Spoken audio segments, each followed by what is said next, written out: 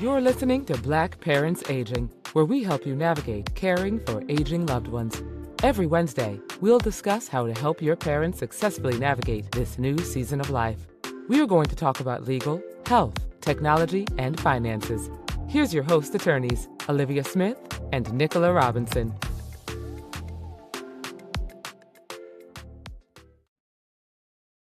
Hello, and welcome back to another episode of Black Parents Aging. It's Olivia here today, and we are exploring a very interesting topic. It is a topic that we have not discussed in any of the previous seasons, and it is a topic that is really personal and close to me. And so what we're going to be talking about today is growing old behind bars. And so there are a lot of families that have loved ones who are going to be growing old behind bars, and the impact that has on the families, but also for a large part of the population, it's basically invisible. And so what happens when our loved ones grow old in prison? When we think about incarceration, we often imagine young people serving their time and eventually returning back to society.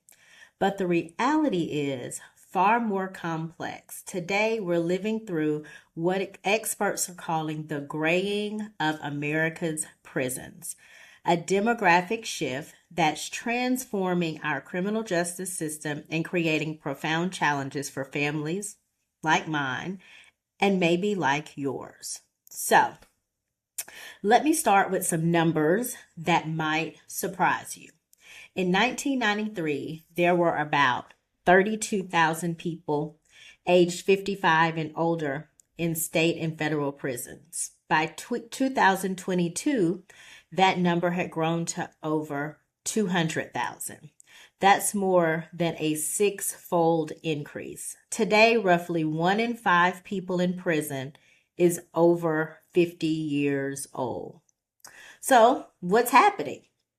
There are several factors at play. First, we have longer sentences. There are mandatory minimums, and life sentences, including life without parole, meaning that people are going to spend the rest of their life behind bars. And so they may have gone in while they were young, but if you're spending the rest of your life there, at some point, you're going to grow old. Second, sentences may have become more harsher over the last few decades, especially when we think about the 80s, where there was this whole big being tough on crime for the 80s and 90s, which resulted in longer sentences during those times for people that were convicted.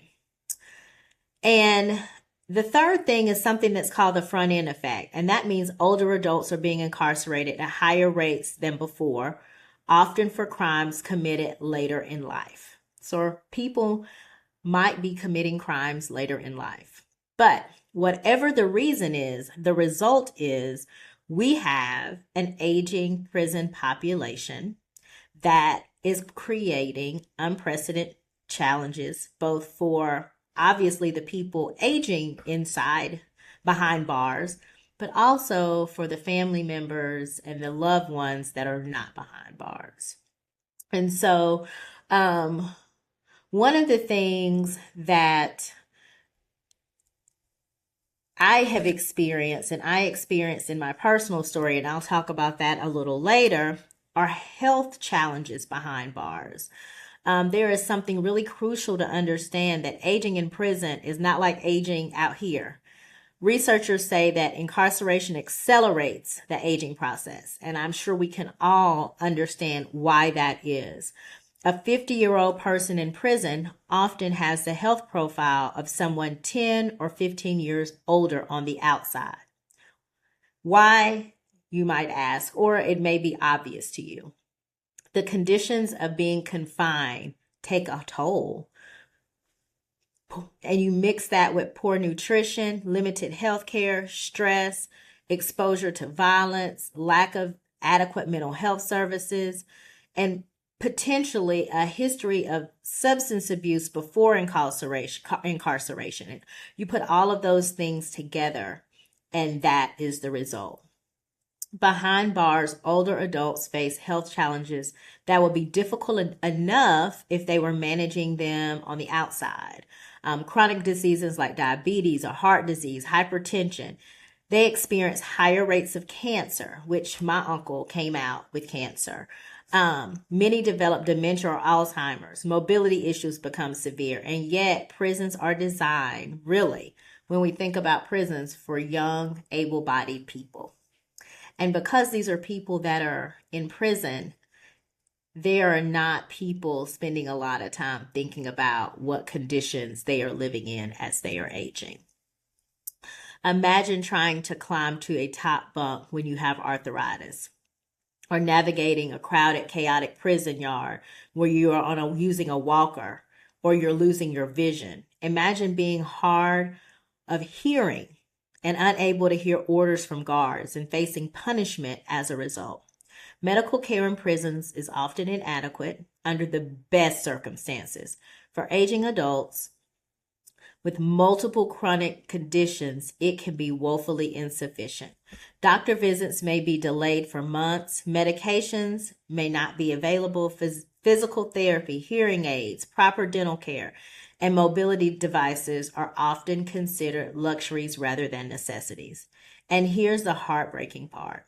Many families, watching from the outside, feel completely helpless. You receive phone calls from your loved one describing their symptoms, their pain, their deterioration, and there's almost nothing you can do to help them access better care and age better.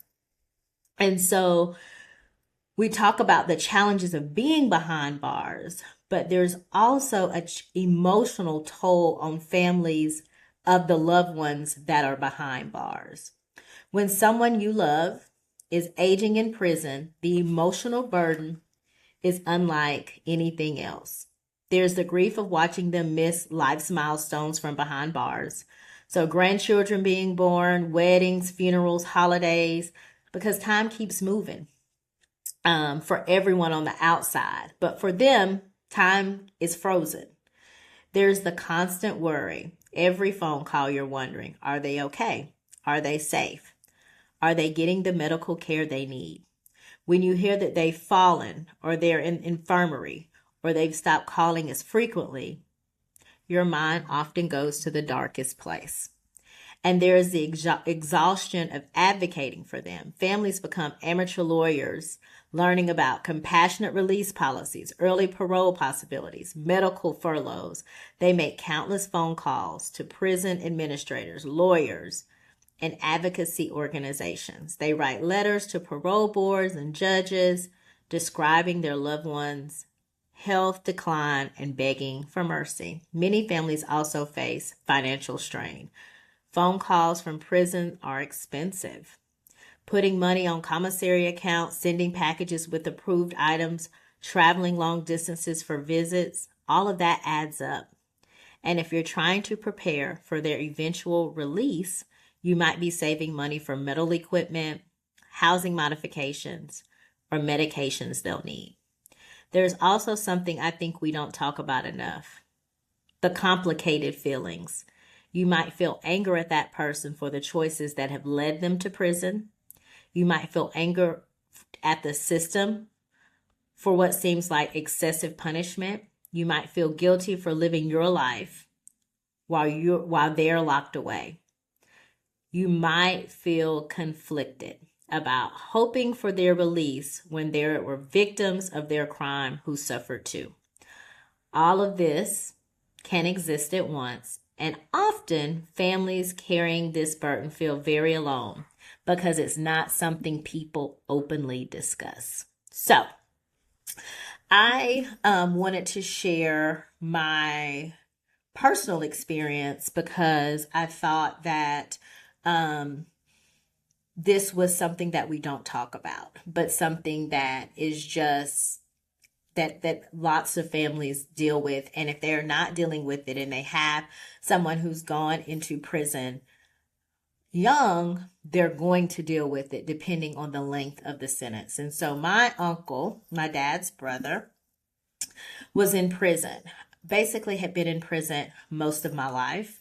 And then this last time, he'd been in prison for 20, 30 years, like a long time. And he was in federal prison. So he was at some point um, placed in Atlanta, and we would go see him when I was younger.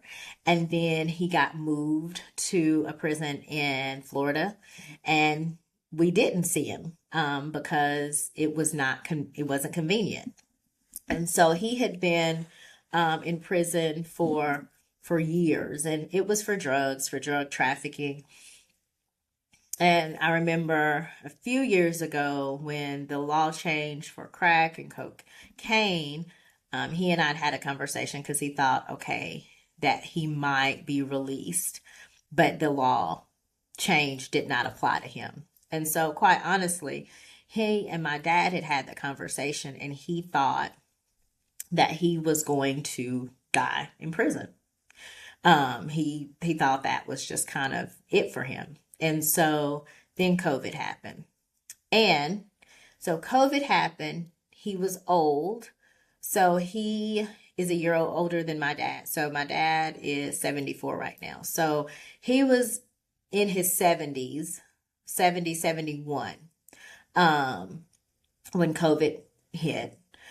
So he was in prison when COVID hit. He was 70-ish, and he had cancer.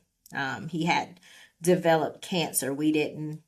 I didn't know that yet. I don't know if my dad or he knew that yet. And so with all of that happening, he received compassionate release. He was released from prison. They had called and asked my dad, hey, his lawyers had called and said, hey, if they release him, does he have somewhere to go? Because that's another thing. You've been in prison for 20, 30 years. You may have some interaction with, if you have children or family or loved ones, but also, even if you by some miracle get out, where are you going to go? And who's going to take on the responsibility of caring for you, right? And so they had called my dad and my mom, and I'm guessing they had called some other people, and they were like, hey, we think there is a chance that he will be released, but is there, like, he has to have somewhere to go. And so my parents talked about it. They have a house. They had a whole bottom level that could serve as a suite that nobody was using. And so they said, yeah, like if he gets released, he can come here. There is space for him. He can live with us. And so that is what happened.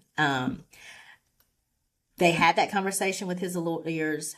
We got no other communication. And then they got a call that said my uncle was on a bus from Florida to Atlanta, and someone would need to be there to pick him up at the bus station. And that was all of the notice that they received. And my uncle left that prison with the clothes on his back, with not a lot.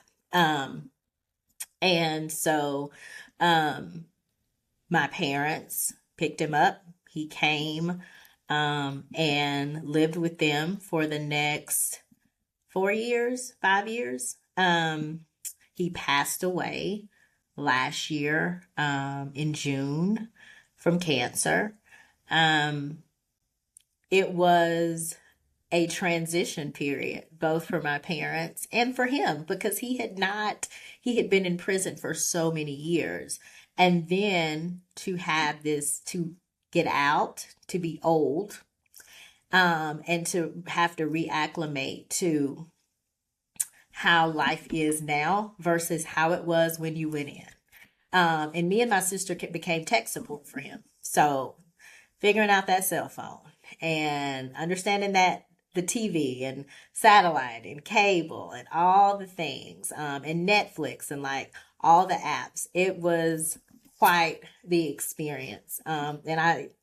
We we go out to where my parents live because we still go to the same church we went to when we grew up. So we go out there and usually have dinner with them every Sunday, me and my sister. And every Sunday there was some tech support that was needed for my uncle in that phone. He would have deleted an app. Couldn't find something. He'd unlocked himself out. It was an ongoing joke.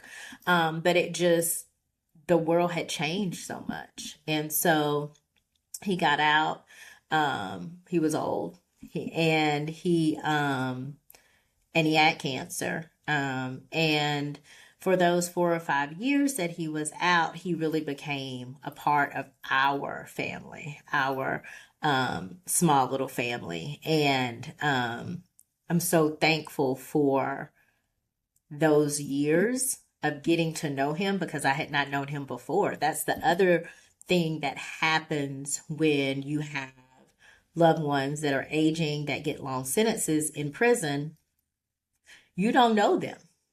If you didn't know them before they went in, people are born, they were children, they are now adults, and you lose that connection that you had. And so I'm thankful that we got to have that connection.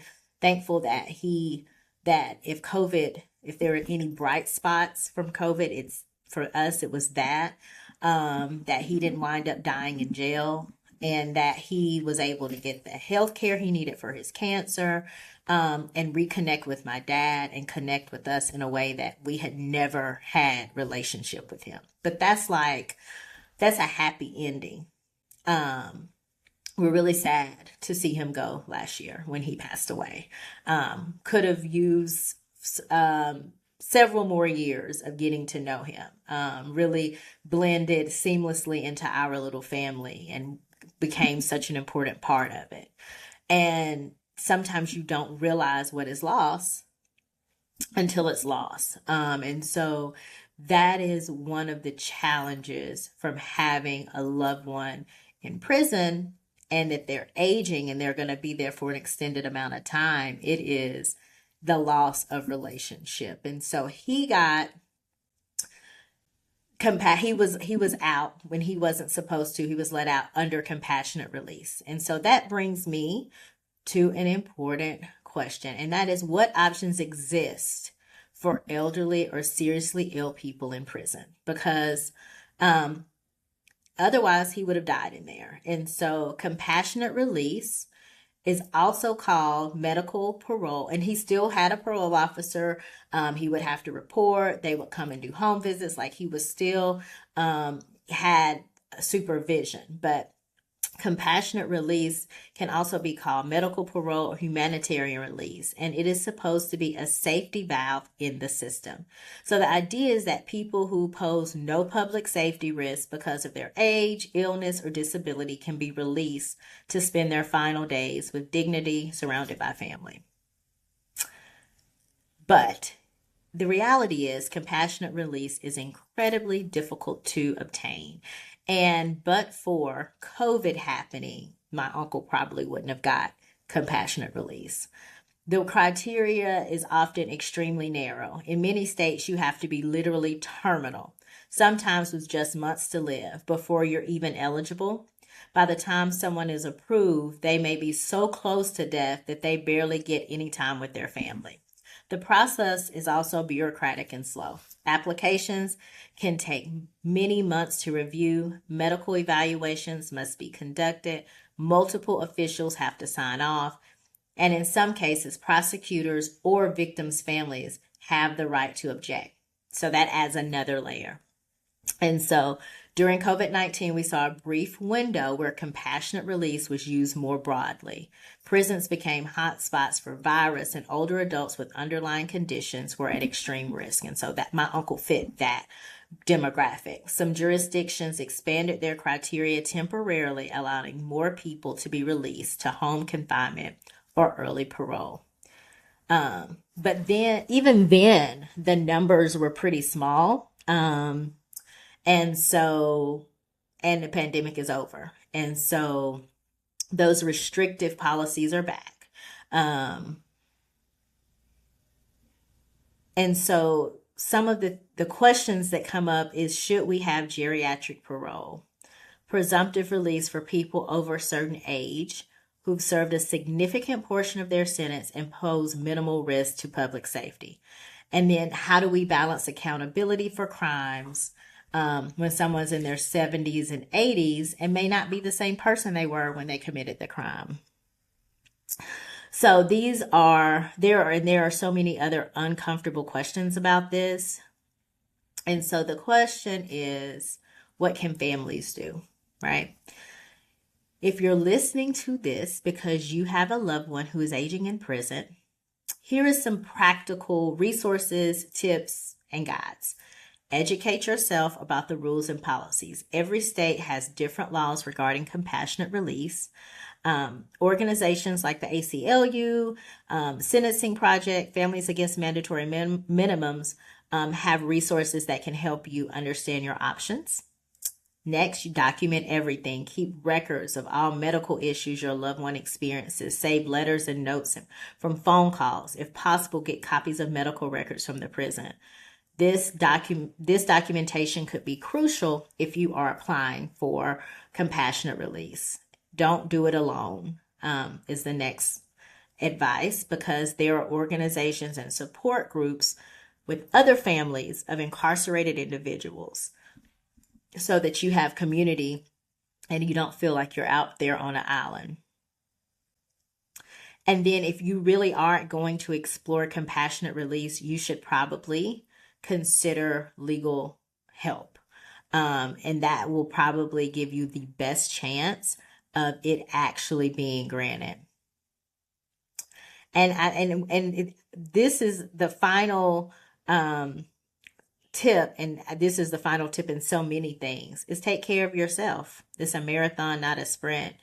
And you can't pour from an empty cup. And so whereas you're advocating for your loved one that you care about, that may have aged and really needs to get out, or he or she is really sick and really needs care, you have to also care for yourself. And you can advocate for policy change with your elected officials as well, always.